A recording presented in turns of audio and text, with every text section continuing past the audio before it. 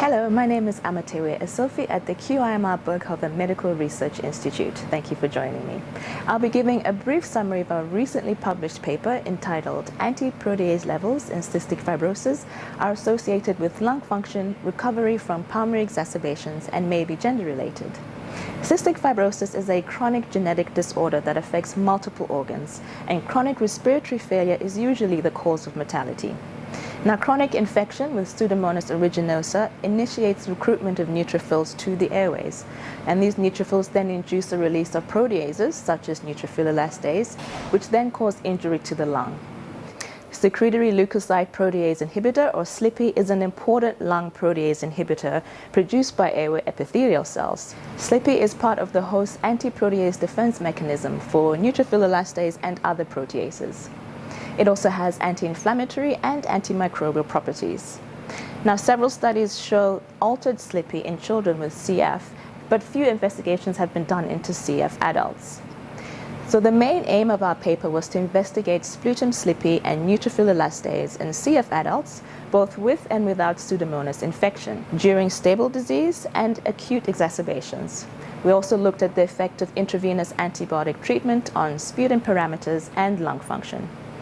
Patients were recruited from outpatient clinics during stable disease or within 72 hours of being admitted to hospital for treatment for an acute pulmonary exacerbation.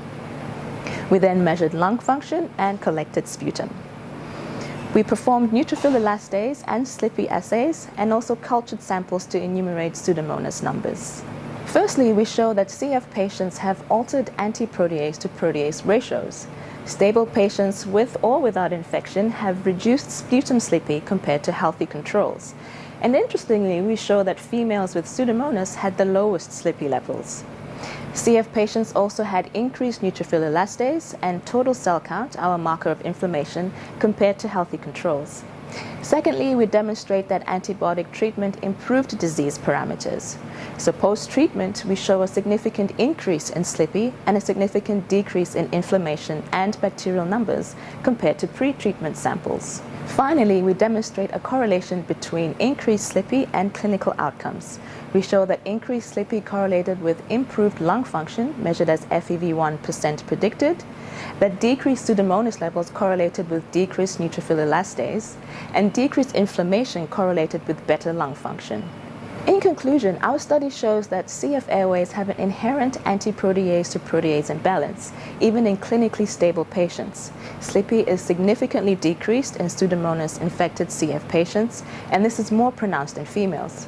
Reduced SLPI was associated with an increased rate of longitudinal lung function decline.